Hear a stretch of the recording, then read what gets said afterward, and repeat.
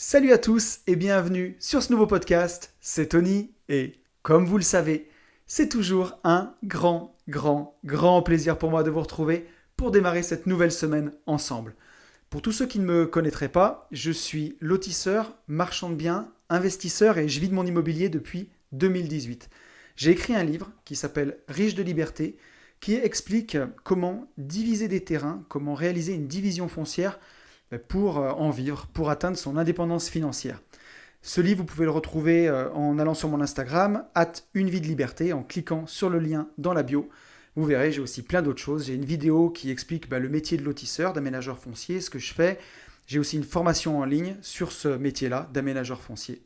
Mais nous sommes sur mon podcast qui s'appelle Une vie de liberté et qui, lui, c'est un podcast qui est fait pour réfléchir sur plein de sujets de développement personnel parce que je suis passionné de dev perso et je trouve que c'est le super endroit pour y réfléchir tous ensemble. Je voudrais commencer ce podcast comme je le fais chaque semaine par remercier tous les gens qui m'écoutent, qui m'ont écrit un message, qui ont réagi par rapport au podcast de la semaine dernière.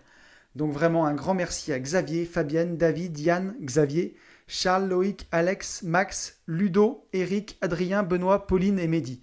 Un grand merci aussi à tous les autres qui like et tout. Voilà, j'ai vraiment mis tous les gens qui m'ont écrit un commentaire, qui ont vraiment réagi par rapport au podcast.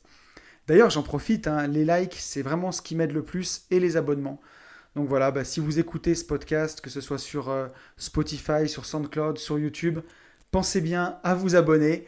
Voilà, même si vous l'écoutez sur SoundCloud, abonnez-vous sur YouTube. Ça m'aide toujours. Pour les petites promos, je voudrais aussi en profiter pour vous dire que j'ai un second podcast que je co-anime avec mon pote Yann, qui a l'Instagram Yalfa Imo. Ce podcast, ça s'appelle Les Gentlemen Investisseurs. Ça sort tous les vendredis à 10h. C'est disponible partout. Vous tapez Gentlemen Investisseurs, YouTube, SoundCloud, partout. Et là, on parle vraiment d'immobilier. C'est un podcast qu'on anime tous les deux, un peu un ping-pong, quoi. En échange, on n'est pas tout le temps d'accord. On a des bons retours et voilà, c'est un podcast aussi que j'ai beaucoup de plaisir à faire. Donc ça sort tous les vendredis à 10h. Bon, moi je suis super content de vous retrouver cette semaine, ça me fait vraiment plaisir, c'est trop bien. Et on peut commencer par les retours sur le podcast de la semaine dernière. Alors là, j'en ai eu beaucoup. Je me suis imprimé même une petite feuille, parce que d'habitude j'ai mon conducteur sur mon ordinateur. Mais là, j'ai carrément imprimé une feuille parce que voilà, il y avait vraiment du commentaire de qualité. Donc un premier commentaire de Quentin. Alors je veux revenir d'ailleurs, oui, le sujet de la semaine dernière, c'était le burn-out. Le burn-out, un peu la rat race de l'entrepreneur ou le burn-out du salarié vraiment qui n'en peut plus de son boulot. C'était un sujet assez personnel, vous avez été hyper nombreux à me répondre et je vous remercie énormément, ça m'a fait vraiment mais hyper plaisir. Donc on attaque. Petit retour de Quentin. Salut Tony, merci pour ce podcast sur le burn-out qui venait du cœur. Ce n'est pas un sujet facile, mais ça doit encore moins être un sujet tabou. Bravo. C'est important pour les personnes comme moi qui n'en ont jamais fait d'entendre les mécanismes qui mènent droit dans le mur. Depuis plusieurs années, j'ai un objectif principal de rester en bonne forme physique, mais tu rappelles que la forme mentale est tout aussi importante et à ne pas négliger. On dit toujours « fais un métier qui te plaît », mais il faudrait également ajouter « et qui te permet d'avoir du temps pour te libérer l'esprit ». Encore un podcast riche en réflexions qui devrait aider beaucoup de gens. La question que je me pose, c'est si tu avais écouté ce podcast avant de faire ton premier burn-out, quand tu pensais que tout allait bien, est-ce que tu te serais senti concerné ou serais-tu simplement passé à autre chose sans y prêter attention ? C'est une question qui est super intéressante, Quentin. Et si je l'avais fait avant mon premier burn-out, je pense que ça m'aurait sensibilisé. Mais j'étais tellement dans mon truc que je serais peut-être passé à côté du message. Pour être honnête. Donc, j'ai des gens qui m'ont dit que le message les avait beaucoup aidés et ça me touche énormément parce que je me suis dit en faisant ce podcast, si au moins je peux aider même ne serait-ce qu'une personne, la mission sera remplie. Donc, a priori, ça a été le cas, donc tant mieux, mission accomplie. Et pour finir de répondre à ta question, si j'avais entendu ce podcast après mon premier burn-out, alors je pense que ça m'aurait beaucoup aidé.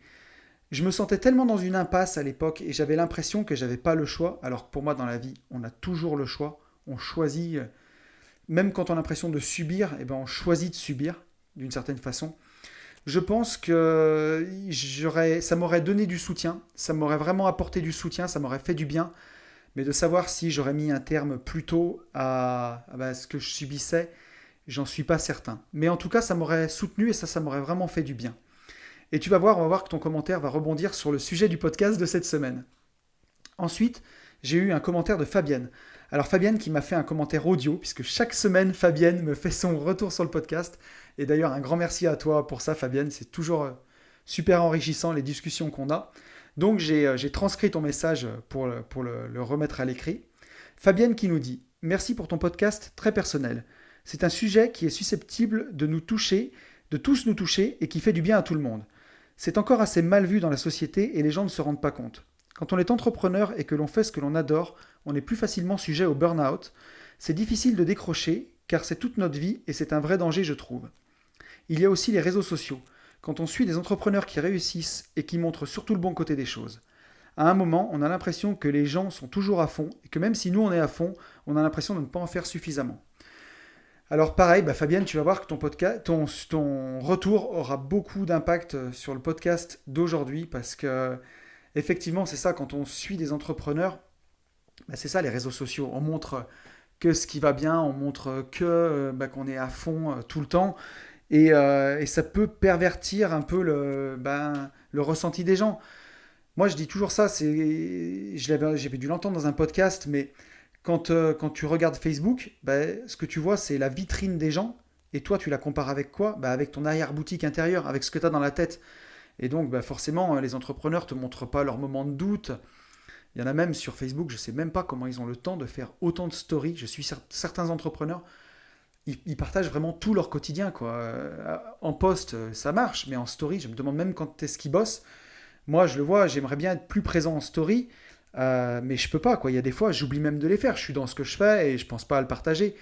Donc, ouais, c'est très particulier et ça peut entretenir ce sentiment de burn-out quand on a soi-même l'impression qu'on n'avance pas et qu'on galère et qu'on voit à côté des entrepreneurs qui, eux, ne montrent que le positif. Donc, on a l'impression que c'est des surhommes qui réussissent tout, alors que clairement, c'est pas le cas.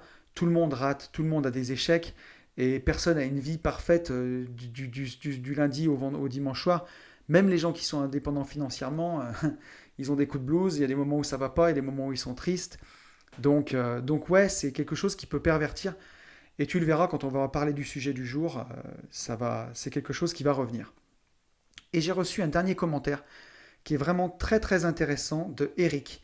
Eric, c'est quelqu'un qui me suit sur Instagram, qui est infirmier depuis plus de 20 ans en psychiatrie et qui a fait son mémoire de fin d'études sur le burn-out. Donc, autant dire que son avis est vraiment très important et je vais vous le lire tout de suite. Donc, Eric me dit « Salut Tony, ton podcast est très complet. Il est peut-être possible d'ajouter que ce phénomène est difficile à mettre en évidence. Celui qui en souffre est pris dans un décalage entre sa vision du travail tel qu'il doit être fait et la façon réelle dont il est fait. La personne va surinvestir son travail et se brûler complètement. Les signes ressemblent à la dépression, mais trouvent leurs origines dans ce décalage entre le travail idéal et le travail réel. Donc, ce sont les personnes qui ont une représentation forte du travail idéal qui sont susceptibles d'être touchées.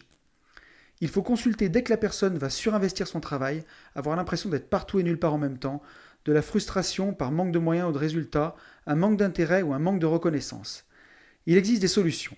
Apprendre à se connaître professionnellement, identifier ce qui coûte de l'énergie et ce qui en redonne, mettre en évidence les situations professionnelles péjoratives et celles qui ressourcent, faire circuler la parole librement dans le milieu professionnel afin de ne pas se sentir coupable, de ne pas pouvoir réaliser le travail idéal mais accepter le travail réel, chercher à faire avancer les pratiques communes pour ne pas laisser l'individu porteur des échecs. Et comme tu dis, tout faire pour ne pas être en situation de burn-out. Donc un grand merci Eric pour ton commentaire, c'est vraiment top, c'est vraiment très riche.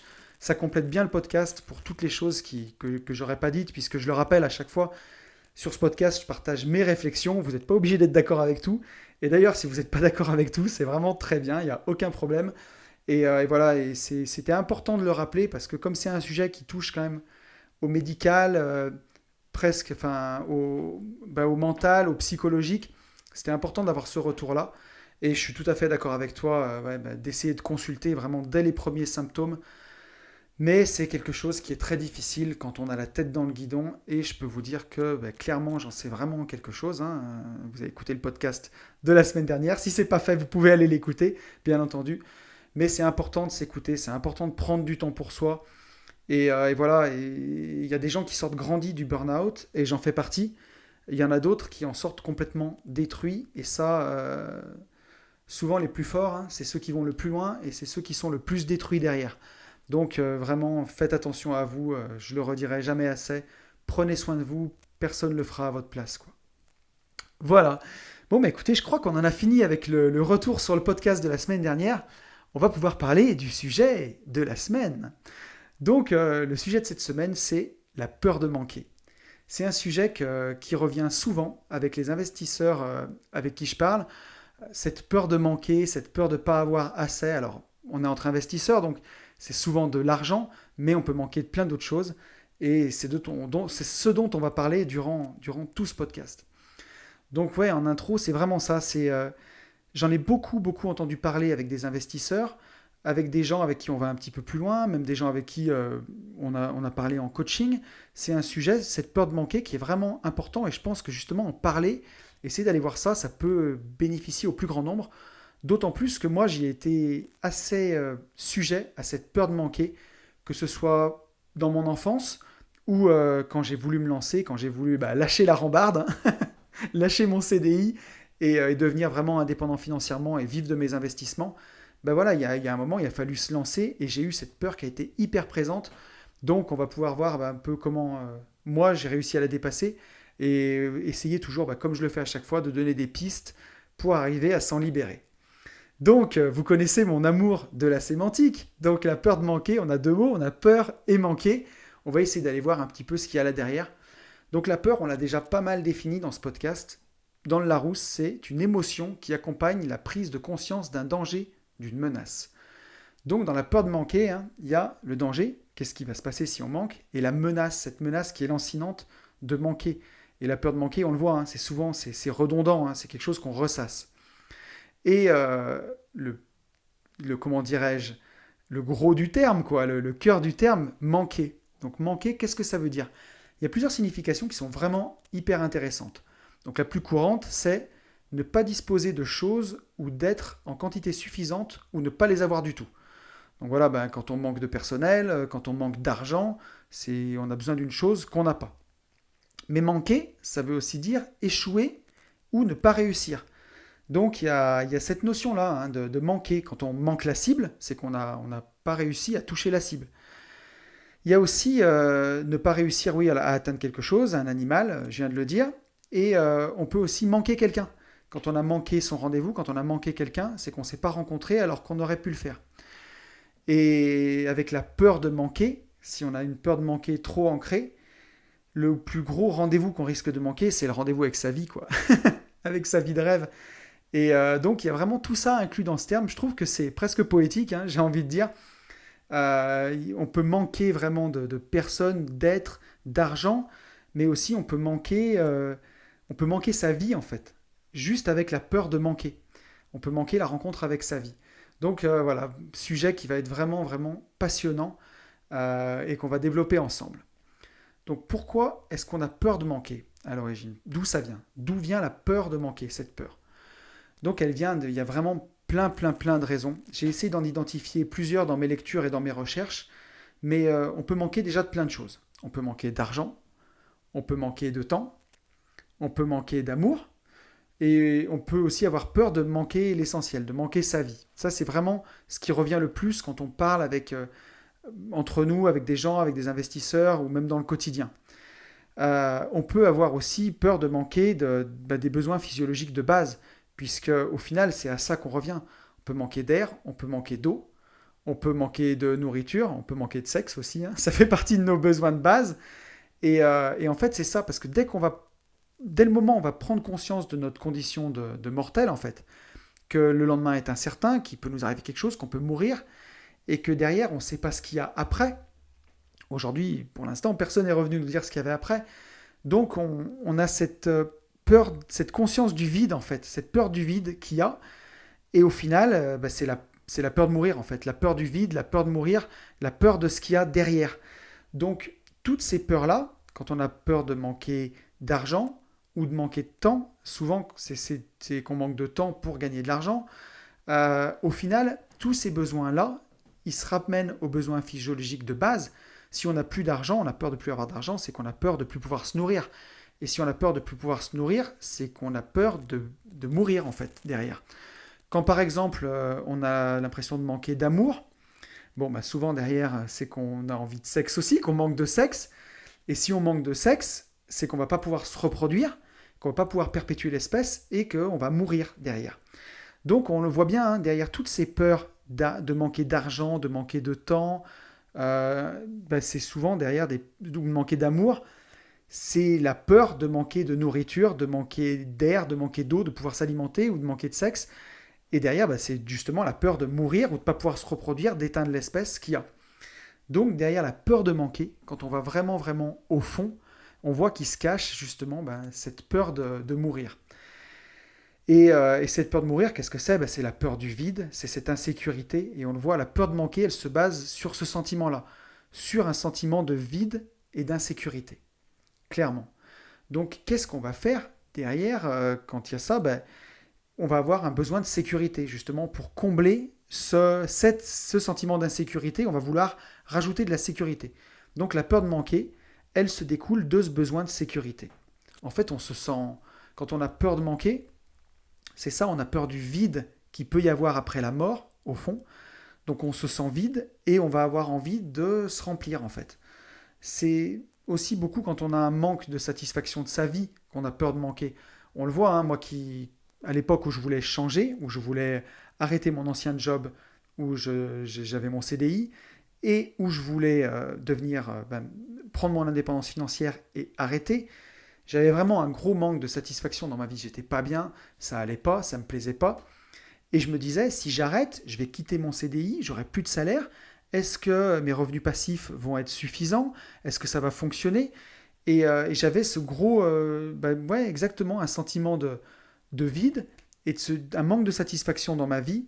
Et me dire que et cette peur de manquer était vraiment, vraiment intense et ancrée. Et la deuxième chose, c'est que cette peur de manquer, elle est là parce qu'on ne se fait pas confiance pour l'avenir. Souvent, c'est ça.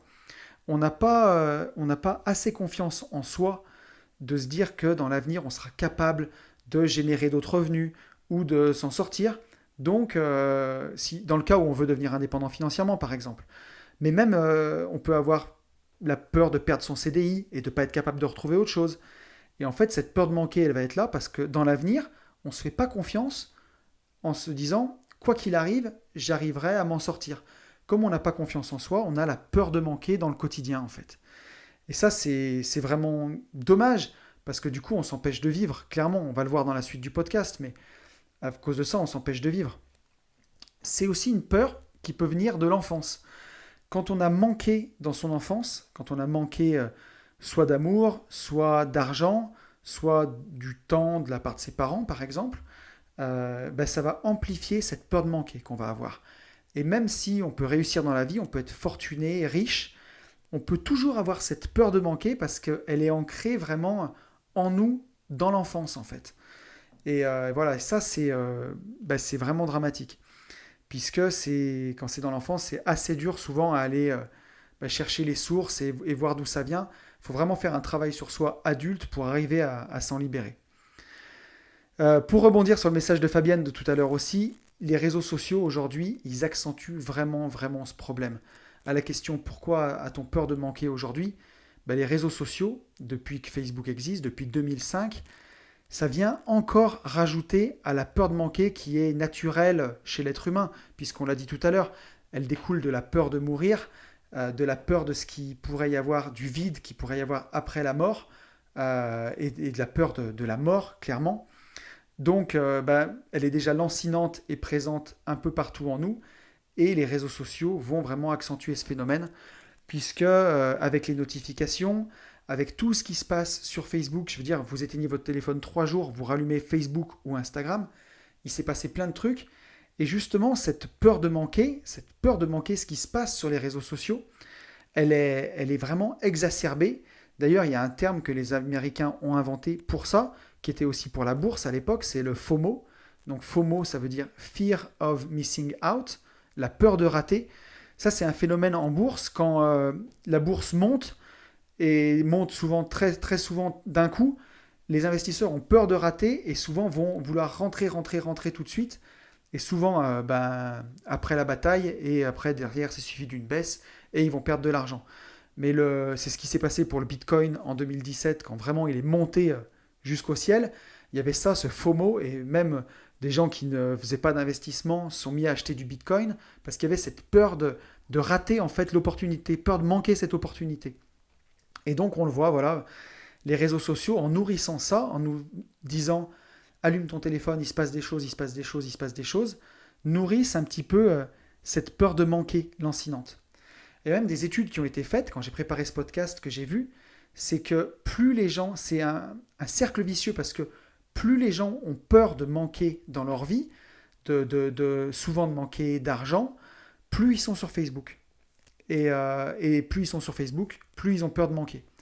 Donc ça, c'est vraiment un cercle vicieux, lancinant, et voilà. Et on le voit à quel point cette peur de manquer, elle est ancrée au fond de nous. C'est que la peur de manquer est largement, largement utilisée pour vendre. Quand vous le voyez, vous vous connectez sur un site internet, on vous met un compte à rebours en vous disant plus que 10 minutes pour commander, ou qu'on vous dit que l'offre, elle va rester que pendant 3 jours. Vous avez cette peur de rater l'offre, peur de manquer, peur qu'elle ne se représente pas. Et là, vous achetez, vous sortez la carte bleue. Voilà. Alors que souvent, c'est aussi beaucoup des techniques marketing, ce genre de choses. Donc on le voit, cette peur de manquer, elle est vraiment présente en nous parce que c'est au final derrière la peur de surface, de manquer d'argent, de manquer de temps ou de manquer d'amour. On le voit que ça cache le besoin de la peur de manquer des besoins physiologiques de base pour vivre, tout simplement. Et derrière, si on manque des besoins physiologiques, 1, 2, 3. Derrière, si on manque des besoins physiologiques de base, ce qui se passe, c'est la mort, quoi. Donc on le voit, ces angoisses, cette peur de la mort lancinante, elle est utilisée partout. Elle est utilisée pour nous faire rester sur Facebook. Elle nous auto-alimente là-dedans. Donc c'est pas bon, hein. C'est bien de faire des détox de réseaux sociaux et surtout d'avoir du recul sur les réseaux sociaux. On le dira jamais assez, hein, mais sur ce qu'on vous montre sur les réseaux sociaux, il faut avoir beaucoup, beaucoup de recul. Et c'est utilisé pour vendre. Donc voilà, pourquoi on a peur de manquer? Parce qu'on a peur de mourir, clairement. Voilà, une fois qu'on a vraiment décortiqué, qu'on a dépouillé cette peur, c'est ça. Et aussi, pourquoi a-t-on peur de manquer? Parce que on l'utilise contre nous, quoi. On l'utilise sur les réseaux sociaux, on l'utilise pour nous vendre des trucs, donc c'est auto-alimenté. Donc voilà un petit peu d'où vient cette peur de manquer. Alors la deuxième question que je me suis posée, c'est que se passe-t-il concrètement quand on a peur de manquer? Voilà, là on a vu pourquoi on avait peur de manquer. Mais quand on a cette peur de manquer en nous, qu'est-ce qui se passe? Qu'est-ce que ça nous fait en fait? Alors la première chose qui se passe, c'est que souvent ça engendre du désespoir. Voilà, clairement. Si vous avez peur de rater des opportunités, on va prendre l'exemple d'un investisseur, mais vous avez peur de rater des opportunités immobilières, vous êtes tout le temps sur le bon coin, vous avez l'impression que toutes les bonnes affaires vous passent sous le nez, vous allumez Facebook et là vous voyez tous les entrepreneurs du net qui vous montrent que wouh, pompez l'up, j'ai encore acheté un immeuble, j'ai fait ci, j'ai du 15% de rentabilité sur mes biens.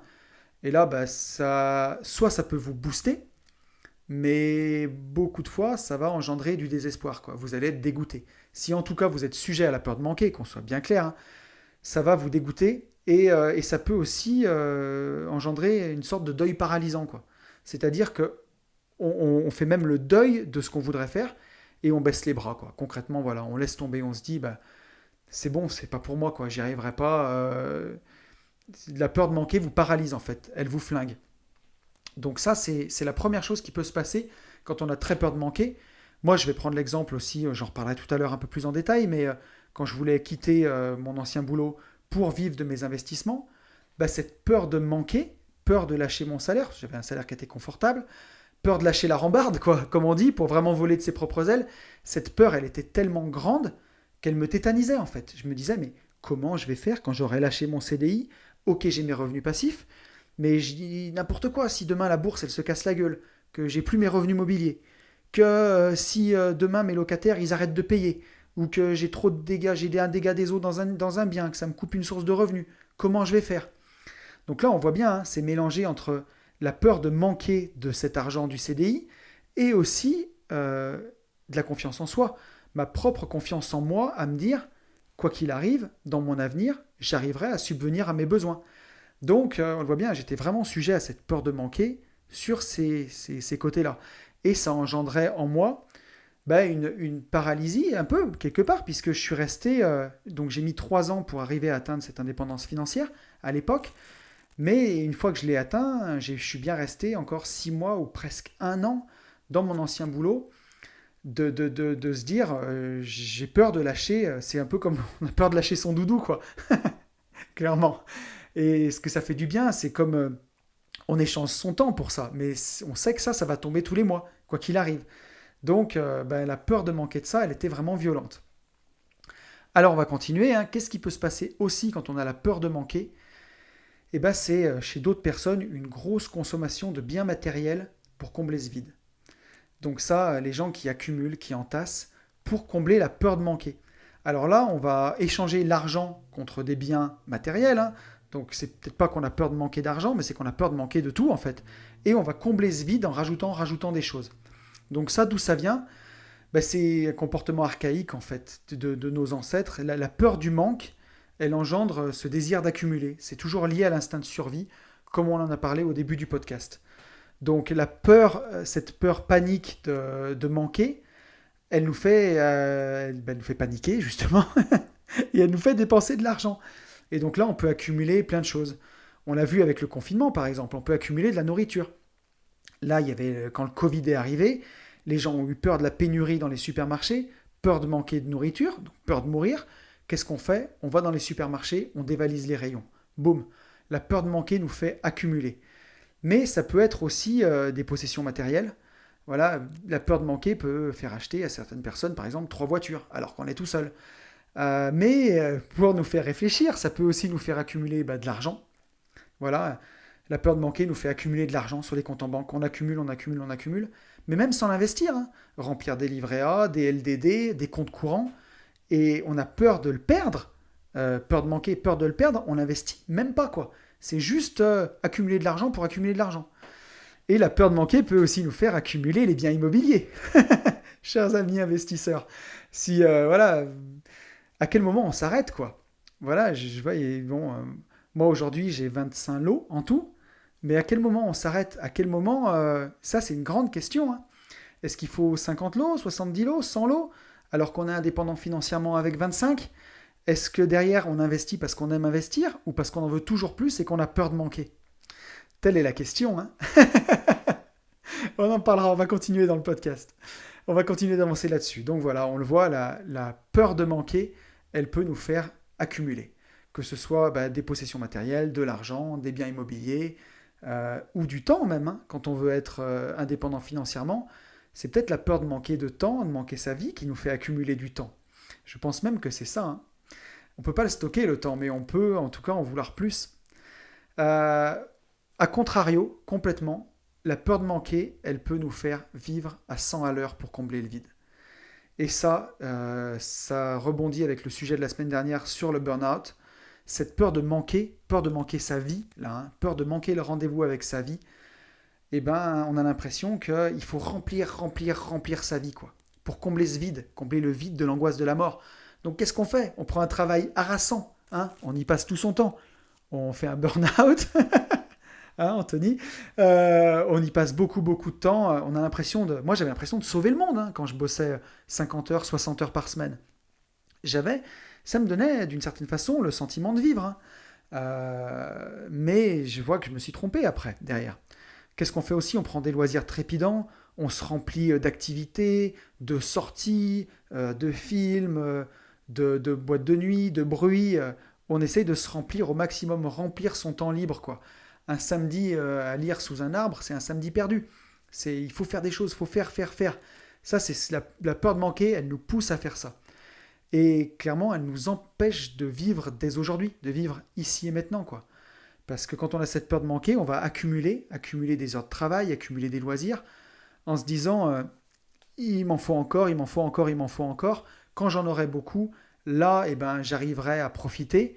Mais en fait, on reporte, on travaille énormément, on fait plein de choses sans vivre, en fait. On reporte. Je suis d'accord que quand on est investisseur ou quand on a envie de plus tard, il faut pratiquer le plaisir différé. Mais là, c'est même pas le plaisir différé, on peut aussi accumuler des sorties, hein. Et et faire ça sans être dans l'instant présent, sans vivre le moment. Ce soit vraiment dans l'accumulation, quoi. Vaste sujet, hein. Et ça peut aussi pousser certaines personnes, cette peur de manquer, au syndrome de Diogène. Alors j'ai découvert ça. Diogène, c'était un dieu grec qui vivait dans un tonneau. Et le syndrome de Diogène, donc c'est la peur de manquer poussée à l'extrême, elle devient pathologique. Et là, on va accumuler à l'excès des objets inutiles ou hors d'usage ou sans valeur marchande. Et les personnes qui font ça, elles sont incapables de s'en délester. Alors je ne sais pas si ça vous est déjà arrivé de faire une visite d'un bien immobilier à acheter d'une personne qui serait décédée et qui était atteinte de ce syndrome-là. Moi, ça m'est déjà arrivé et c'est hallucinant. Vous ne pouvez même plus marcher dans la maison. La maison que j'avais visitée, ça faisait un chemin au milieu de piles de journaux, de vieux vélos, de casseroles, de plein de choses entassées sans valeur. Et ça, apparemment, c'est la peur de manquer poussée vraiment à l'extrême. Les gens sont incapables de se délester de ces objets-là. Et parfois, ça peut être dingue. Les gens, c'est des gens qui peuvent être propres sur eux, soignés. Vous les croisez dans la rue, c'est pas des marginaux qui vivent dans leur détritus.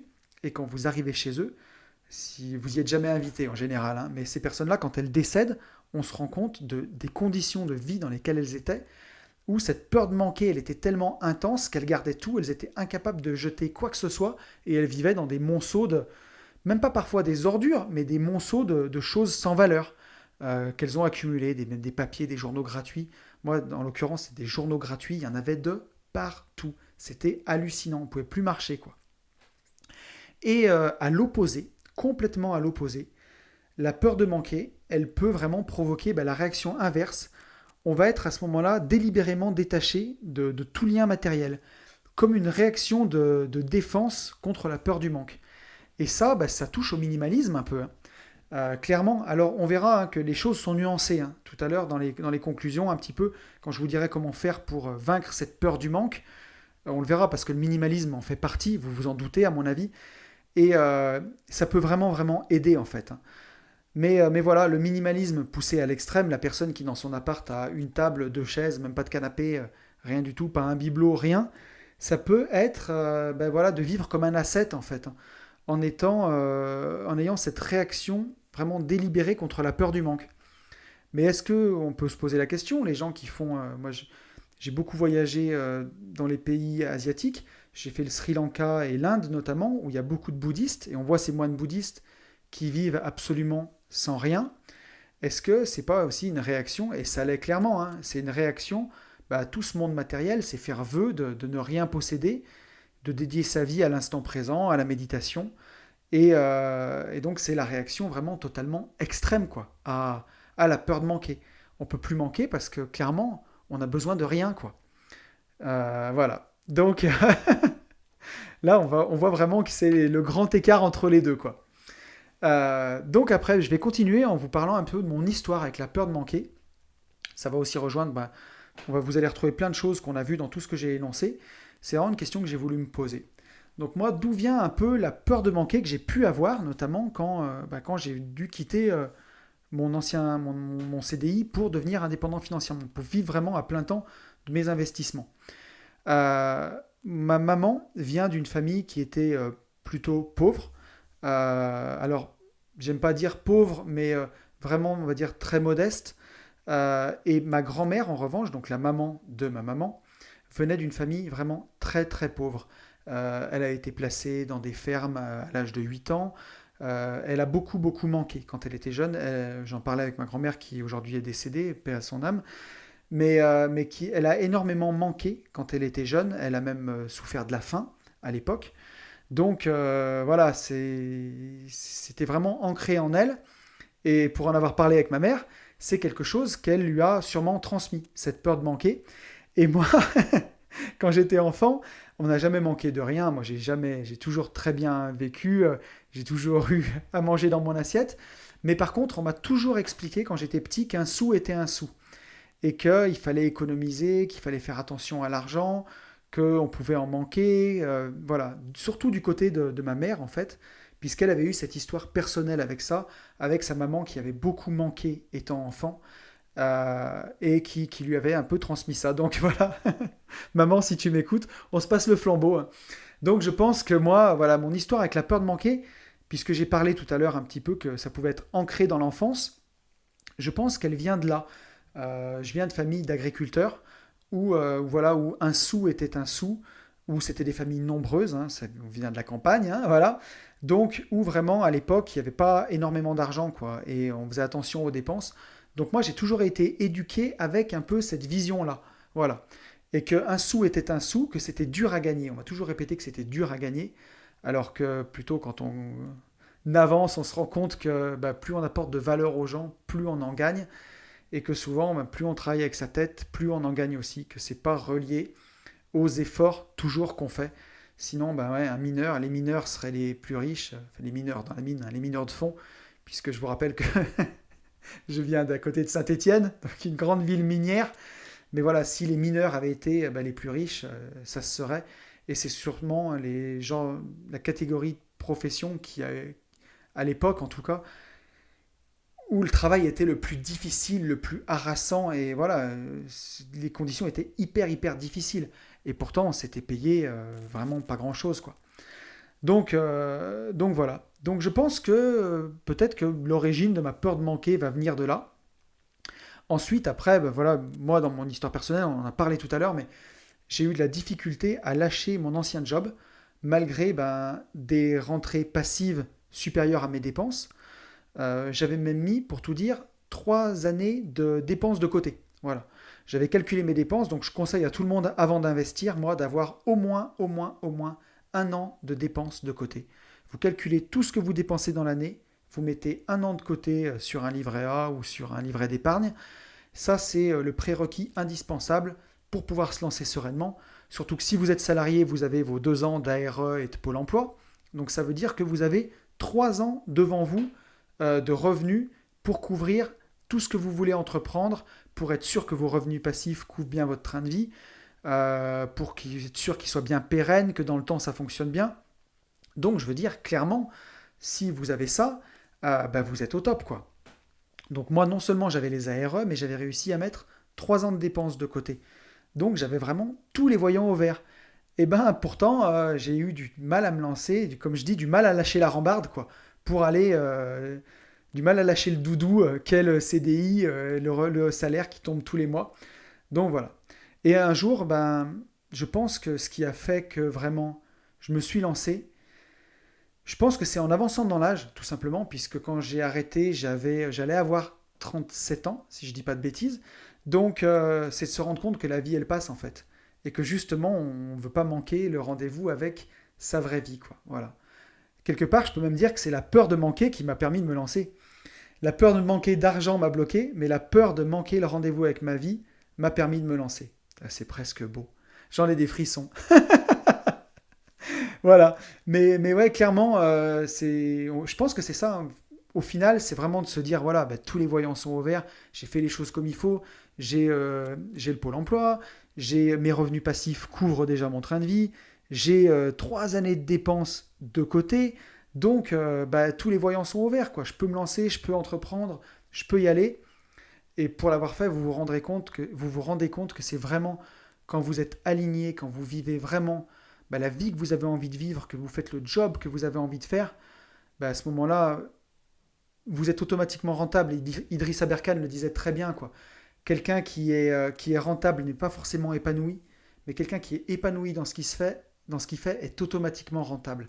Et je m'en rends compte aujourd'hui, puisque voilà, avec notre société qu'on a créée de lotissement, on est rentable. Et voilà, et ça, je ne pouvais pas le faire à côté du boulot parce que ça prenait trop de temps, en tout cas à cette échelle-là.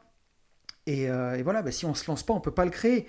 Et si on se lance, on se fait confiance. Et quoi qu'il arrive, on y arrivera. Et même, on va le voir un peu dans les solutions tout à l'heure, mais voilà, avoir confiance dans la vie, tout simplement. Bon, ça me permet de faire la transition avec la dernière partie de ce podcast. C'est comment faire pour ne plus avoir peur de manquer, quoi. Quelles sont les clés? Donc déjà, la première chose, c'est de reconnaître sa peur de manquer. Voilà, c'est de reconnaître qu'on a cette peur-là, que c'est pas rationnel, quoi. Moi, c'est un peu comme ça que je l'ai vécu, c'est de me dire, attends, mec, t'as le pôle emploi qui va t'aider, t'as tes revenus passifs, enfin déjà pour commencer, t'as tes revenus passifs qui couvrent toutes tes dépenses. Tu vas en plus toucher les indemnités de Pôle emploi. Et en plus, tu as 1, 2 ou 3 années de revenus de côté. Bon ben voilà, reconnais que c'est pas rationnel d'avoir peur de manquer d'argent. Là, faut pas déconner quoi. Donc, ce qui m'a aidé, la première chose, c'est de reconnaître cette peur. Voilà, ne pas la nier. Pas nier que c'était la peur de manquer. Parce qu'au début, je le niais. Et ensuite, quand je l'ai reconnu, ça a été beaucoup plus simple. Je pense que la deuxième chose à faire, c'est accepter qu'on va forcément manquer des choses. Alors là, on ne parle pas forcément d'argent, mais accepter que dans la vie, on ne pourra pas tout expérimenter, on ne pourra pas tout faire. C'est pas possible en fait. Accepter que forcément, il y a des choses qu'on va rater, il y a des choses qu'on va manquer. Et voilà. Pour un exemple tout bête, l'autre jour, je regardais une vidéo de Norman avec ma fille, où il expliquait que si on voulait regarder tout ce qu'il y avait sur Netflix, vous n'allez pas le croire, il faudrait non-stop 4 ans. 4 années entières pour mater tous les films et toutes les séries et tous les documentaires qui sont dispos sur Netflix. Donc clairement, vous ne verrez pas tout. Et moi je le vois, des fois j'ai des potes qui me disent il faut que tu mates Viking, la série elle est trop bien. Viking, j'ai pas vu.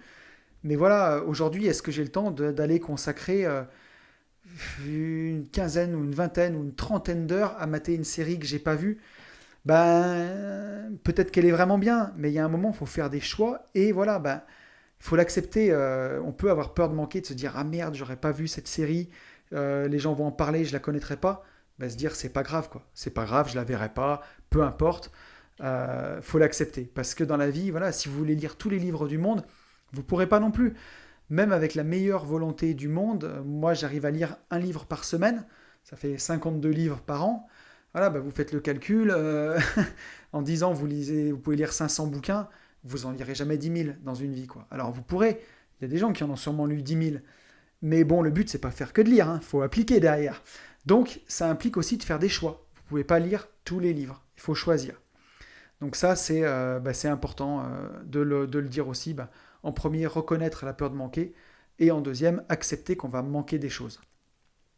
Une troisième clé que je veux partager avec vous, c'est vaincre cette insécurité. Puisqu'on l'a vu tout à l'heure, la peur de manquer, elle se nourrit de l'insécurité et donc du besoin de sécurité.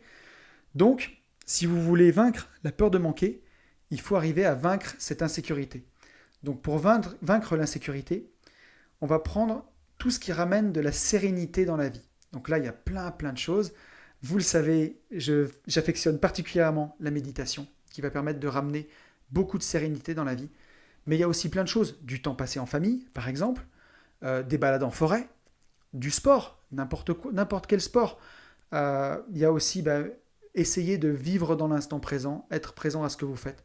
Pour cela, je ne le conseillerai jamais assez, mais il y a l'excellent livre Le pouvoir du moment présent d'Eckhart Tolle. Moi, c'est un livre qui a vraiment eu un gros impact sur moi. J'ai pris une claque. Et tous les gens à qui je l'ai conseillé ont aussi pris une claque. Xavier, dédicace, je sais que tu me l'as dit. Mais voilà, donc c'est un livre qui est exceptionnel. Il vous aidera à être plus heureux. Franchement, il y a beaucoup de livres qui aident à être plus heureux. Aujourd'hui, celui qui me vient là, c'est vraiment Le pouvoir du moment présent d'Eckhart Tolle. C'est un livre qui vous aidera à être plus heureux et à vaincre justement cette insécurité en profitant de l'instant présent. Et qui vous aidera, c'était mon dernier petit point là, à augmenter votre niveau de conscience, quoi. Conscience d'être présent, de faire ce que vous êtes en train de faire. Ce qui me fait découler sur le quatrième point que je veux partager avec vous, c'est de pratiquer la gratitude pour vaincre la peur de manquer. Ça, c'est super important.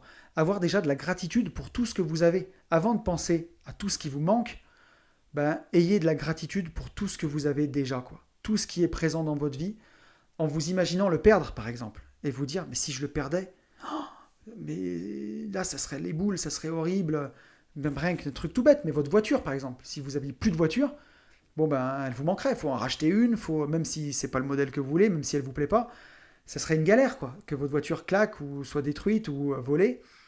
Déjà avoir de la gratitude d'avoir une voiture, même si c'est pas la voiture idéale. C'est tout bête, c'est un exemple tout bête, mais voilà. Après, vraiment, quand je dis pratiquer de la gratitude, c'est savoir où vous allez focaliser votre attention. Voilà. Essayez au quotidien de focaliser votre attention sur tout ce qui va bien dans votre vie. Pas sur ce qui manque, mais sur tout ce qui est là, présent et qui va bien. Voilà. Et puis je rajoute comme ça, c'est gratos, mais arrêtez de penser qu'on va être puni si on est heureux, quoi. Parce que ça, c'est très franco-français. Et ça se nourrit bien avec la peur de manquer, hein, de penser que si on décide d'être heureux maintenant, de pratiquer la gratitude, on va être puni derrière, il va nous arriver une tuile ou un malheur ou quelque chose. C'est pas vrai, hein. C'est pas relié, il n'y a pas de lien. Donc voilà, donc pratiquez la gratitude. Et même, vous pouvez même vous faire un mantra qui va vous aider, et ça c'est quelque chose que moi j'ai fait, qui m'a beaucoup, beaucoup aidé. Et j'en parle souvent des mantras. Ma frangine qui est diététicienne en est vraiment fan, et elle le pratique beaucoup aussi pour ses patients, c'est quelque chose qui aide beaucoup. Un mantra du type tout s'arrange toujours pour moi et pour le meilleur. Et ça, vous le répétez. Quand vous avez peur de manquer quelque chose, quand vous avez par exemple, on va reprendre mon exemple d'indépendance financière, vous avez peur de lâcher votre CDI alors que vous avez vos revenus passifs qui couvrent largement vos dépenses, bah, se répéter ce mantra quand on a peur, tout s'arrange toujours pour moi et pour le meilleur, bah, ça va vous aider à vous rentrer dans le crâne en fait que bah, tout peut s'arranger, quoi. Et à force de se le répéter, ça sert ces mantras vraiment à remplacer toutes les croyances limitantes et tout ce qu'on peut se dire quand on peut se dire ah, je suis nul, j'y arriverai jamais. Toute cette radio critique qu'on a dans la tête là, vous la faites taire et chaque fois que vous entendez radio critique dans votre tête s'allumer qui vous dit ah mais de toute façon, et si les locataires arrêtent de payer, et si la bourse se casse la figure, vous la remplacez directement par cette phrase. Tout s'arrange toujours pour moi et pour le meilleur. Boum. Et à chaque fois, vous switchez. Et à force, Radio Critique va commencer à se taire, et cette phrase reviendra, et ça vous fait un lavage de cerveau, mais dans le bon sens. Donc ça vous aidera vraiment. Je pense que ça vous a un mantra, si votre peur de manquer est profonde, peut vraiment, vraiment vous aider. Ensuite, il y a un truc que j'ai vraiment vu qui m'a fait marrer, c'est il y a des gens qui font cette expérience-là, quand leur peur de manquer est vraiment trop ancrée, ils font l'expérience une semaine de vivre comme un clochard. Ils se font lâcher dans une ville qu'ils connaissent pas, sans argent, et ils essayent de survivre une semaine. Et de voir qu'au final, la conclusion qui sort de ça, c'est de voir que bah, au bout d'une semaine, ils ont été heureux quand même, quoi. Même démunis, même sans rien, ils ont vu des gens, ils ont créé des liens, et ils se sont dit que voilà, même sans rien, eh ben, ils ont réussi à être heureux quand même, quoi. Et moi, ça m'a fait écho à un truc, c'est que quand j'étais étudiant, j'ai vécu en Angleterre pendant 4 mois, j'ai fait un stage, et à l'époque, étudiant, bah, j'avais vraiment pas d'argent, j'avais rien du tout. Je vivais dans une maison partagée avec d'autres gens, et j'étais en stage non rémunéré, donc j'étais parti là-bas, je crois, avec une prime de la région Rhône-Alpes de 1 500 euros, et je crois à l'époque peut-être 400 balles sur mon compte, et j'avais fait mes 4 mois en Angleterre avec moins de 2 000 euros. Donc j'ai bouffé du riz tous les jours. J'ai fait attention à ce que je dépensais, j'ai fait super super gaffe à tout. Mais j'en garde un souvenir génial. J'étais monté là-haut avec ma voiture, j'ai même pu me promener, j'ai pu voyager. Enfin, je me souviens que j'étais hyper heureux. Et pourtant, là-bas, j'avais vraiment vécu avec le minimum, quoi, avec moins de 500 euros par mois pour me loger, me nourrir et essayer de visiter. Donc c'était et j'en garde un hyper bon souvenir, alors que voilà, clairement, c'était pas Byzance, quoi. Donc je pense que c'est bien de garder ça en boussole. Je suis sûr que vous avez un souvenir comme ça où vous avez vécu avec peu et vous avez été très heureux. Un autre qui me vient pendant que je fais ce podcast, quand je suis parti en Inde, je suis parti en moto 17 jours là-bas et j'avais en tout et pour tout un sac à dos. Voilà, mon blouson de moto, mon pantalon de moto, un casque, un sac à dos. Avec dedans voilà, 3 caleçons, 3 paires de chaussettes, 2 t-shirts et mon ordinateur. Et le soir, on faisait la lessive dans l'évier, on mettait à sécher pendant la nuit. Et je me rappelle avoir été hyper, hyper heureux, quoi. C'était super d'avoir juste ce petit sac à dos. J'avais toute ma vie dans un sac à dos. Et c'est vraiment un sentiment que je garde en boussole. Quand j'ai peur de manquer, je me dis, mais de toute façon, qu'est-ce qui peut arriver de pire? Même si tous tes locataires arrêtent de payer, que tu perds ton immobilier, même si la bourse se casse la figure, tu perds tout. Eh ben, rappelle-toi à ce moment-là, tu n'avais rien et tu étais heureux quand même. Donc, bah, tu pourras être heureux quand même. Ce sera différent, tu feras autre chose, mais tu seras heureux. Donc voilà, à garder un peu en mémoire ces choses-là. Ensuite, pour continuer, pour avancer, je pense que c'est bien d'accepter la perte. Voilà, accepter. Donc, on peut avoir peur de manquer, et c'est ce que je disais tout à l'heure. Je rebondis un peu sur ce que je disais, mais accepter la perte, accepter le cycle de la vie. Par exemple, pour la bourse, si vous avez peur que la bourse descende, et là on vient de le voir, elle a perdu 40% avec le Covid, et elle est déjà remontée de presque 40%. Donc elle est presque revenue à 10% près à son niveau de départ. Donc si vous avez peur d'investir, si vous avez peur des baisses, vous ne profiterez pas des hausses non plus. Puisque la bourse, ça monte et ça descend. Il faut accepter ce cycle-là, il faut accepter cette volatilité pour arriver à gagner de l'argent avec de la bourse, par exemple. Donc si vous avez investi tous les mois, même avec la crise du Covid, vous avez gagné de l'argent. Les gens qui ont commencé d'investir même au plus haut fin février et qui ont mis de l'argent régulièrement tous les mois, même avec le crash qu'on vient de prendre, avec la remontée qu'il y a eu derrière, ils auraient gagné de l'argent. Donc, accepter cette perte, c'est accepter le cycle de la vie, c'est accepter que les choses, l'impermanence, hein, je vous ramène au podcast que j'ai fait sur l'impermanence, mais voilà, accepter que les choses, elles montent et elles descendent. Il y a une conférence d'Oussama Ammar que j'avais vue, qui doit être dispo sur YouTube, qui est exceptionnelle là-dessus, qui expliquait qu'il faut accepter que ça baisse pour remonter. Et lui, il prenait l'exemple de, voilà, comme je disais tout à l'heure, lâcher la rambarde du CDI, et ça, c'est vraiment hyper important. Parce que voilà, moi, quand j'ai lâché cette rambarde du CDI, forcément, d'un coup, j'ai perdu mon revenu. Donc, il a été remplacé à 70% par le Pôle emploi. Et après, le Pôle emploi s'est arrêté et c'est remplacé par les revenus de ma société. Donc, forcément, vous ne pouvez pas lâcher la rambarde et du jour au lendemain gagner plus d'argent qu'avant. C'est pas possible. Il y a forcément un moment où ça va baisser, vos revenus vont baisser, mais globalement, derrière, pour développer quelque chose qui vous plaît et remonter. Et aujourd'hui, c'est ce qui est en train de se passer, c'est que mes revenus sont descendus et aujourd'hui sont en train de remonter plus haut qu'avant, parce que voilà, j'ai lâché la rambarde, j'ai accepté que ça baisse pour construire autre chose. Si vous avez vraiment peur de manquer, ça vous paralysera pour entreprendre. Et quand vous allez entreprendre, il faut accepter temporairement que ça baisse pour que ça puisse remonter derrière. Et ça, c'est primordial, quoi. La peur de manquer, elle vous empêche de prendre des risques et du coup, elle limite l'abondance. Voilà. Donc pareil, on n'investit pas en bourse, on se forme pas. Vous ne pouvez pas lâcher 1000 ou 1500 euros dans une formation parce que vous avez peur de perdre de l'argent, alors que temporairement, c'est sûr que vous allez donner cet argent. Mais la compétence que vous allez gagner va vous permettre de faire x10 ou x100 peut-être à cet argent. Donc, c'est accepter la peur de manquer et lâcher là-dessus, c'est accepter que l'argent, il doit absolument circuler pour fructifier, quoi. Voilà. Et ça me ramène à un excellent film que j'ai vu et que j'adore, c'est Creed, je vous le conseille. Creed, c'est l'héritage de Rocky. En gros, c'est Rocky 6, quoi. Et l'histoire de Creed, c'est le fils d'Apollo Creed, donc qui jouait dans les précédents Rocky, qui est décédé. Et son fils va vouloir devenir un grand boxeur. Sauf que, pour résumer, il est né dans le luxe, puisque son père était riche, donc il habite dans une maison magnifique, il a beaucoup d'argent. Et en fait, pour arriver à devenir un grand boxeur, il va accepter de baisser son niveau de vie, ses standards. Il va aller habiter dans une toute petite piole avec Rocky en banlieue de Philadelphie. Il va aller s'entraîner dans une salle toute pourrie, vraiment du ghetto, alors qu'il pourrait s'entraîner dans le luxe. Mais justement pour pas s'embourgeoiser, quoi. Et il accepte de redescendre pour après gagner et devenir un champion et remonter plus haut qu'il était avant, puisqu'avant il vivait dans l'ombre et l'héritage de son père, et après il devient un champion et il vit avec son propre argent. Mais c'est marrant, hein, mais c'est une petite parenthèse avec un film américain, mais voilà, dedans j'ai trouvé le parallèle bien, puis c'est plein de bonnes leçons.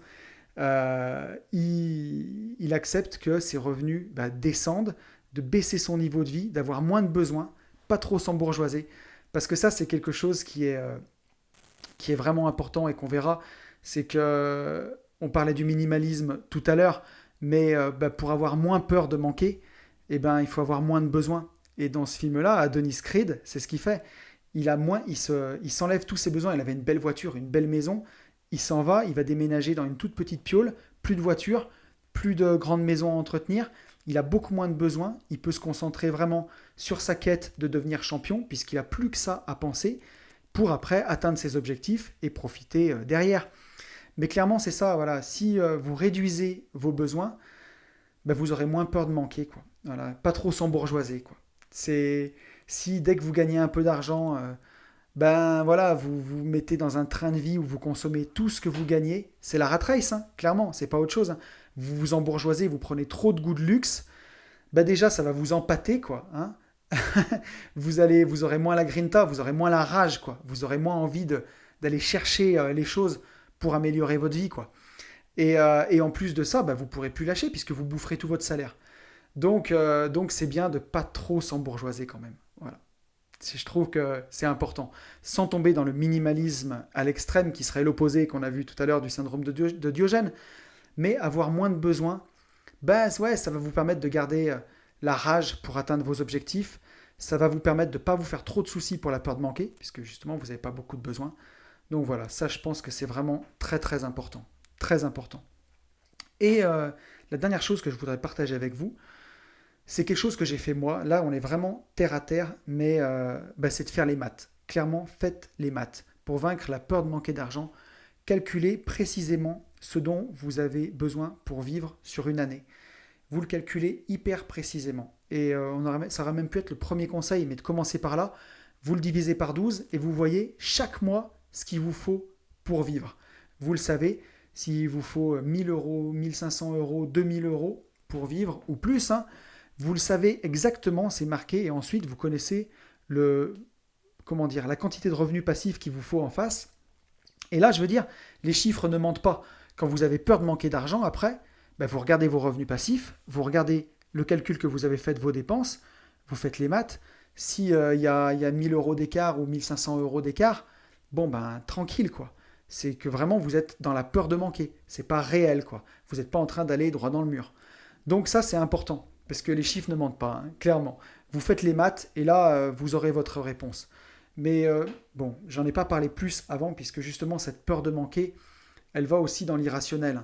Si elle implique que vous avez fait les maths et que les maths sont bons, quoi. C'est là où on va vaincre la peur de manquer. Si les maths sont pas bons, on n'est plus dans la peur de manquer, c'est-à-dire qu'il faut continuer, faut continuer d'investir, faut continuer d'avancer sur votre quête d'indépendance financière. Mais écoutez, je crois que je suis arrivé au bout, je crois que j'ai tout dit. J'espère que le sujet vous aura plu, en tout cas. J'aurais pu en parler encore pendant longtemps, mais je crois que le podcast va faire pas loin d'1 heure, donc je pensais pas que j'en parlerais aussi longtemps. Écoutez, j'espère que le podcast vous a plu. N'hésitez surtout pas à me faire part de vos ressentis sur le podcast. Si vous avez eu peur de manquer, si vous avez réussi à vaincre cette peur de manquer, comment vous avez fait pour avancer. Ça m'intéresse vraiment et je lirai les messages des gens qui m'ont fait un retour dans le podcast de la semaine prochaine. Je fais une petite parenthèse et j'en profite pour vous dire que pour l'accompagnement Une vie de liberté que j'ai proposé dans les précédents podcasts, il me reste une place. Donc si quelqu'un est intéressé, qu'il n'hésite pas à me contacter. C'est vraiment un accompagnement pour vous aider à atteindre vos objectifs, les objectifs que vous vous êtes fixés. Voilà, vous êtes le pilote, moi je suis le copilote et je vous aide à atteindre vos objectifs, à détruire les croyances limitantes, à voir tout ce qui vous bloque pour qu'on annihile ça ensemble et que je vous permette d'être plus heureux puisque vraiment c'est ça le but. Donc il me reste une place, si ça t'intéresse, c'est ta chance, n'hésite pas à me consulter et on fait un petit appel ensemble, on voit si je peux t'aider, si c'est dans mes cordes, et puis si je peux t'aider, on met en place une séance d'accompagnement par mois et je le redis, le montant c'est vous qui le fixez, voilà, c'est les premiers, donc vous fixez ce que vous voulez donner et ça ira très bien, si ça vous va, ça m'ira. Voilà, écoutez, j'espère que ce podcast vous a plu. Vous le savez, comme chaque semaine, je vais vous souhaiter de ne pas avoir trop peur de manquer, parce que ça pourrait vous bloquer. Sauf si vous avez peur de manquer le rendez-vous avec votre vie, auquel cas ça va vous booster. Donc je vous souhaite d'aller de l'avant, je vous souhaite de vivre vos rêves, je vous souhaite carrément de vivre le meilleur, et vous le savez par-dessus tout, je vous souhaite de vivre libre.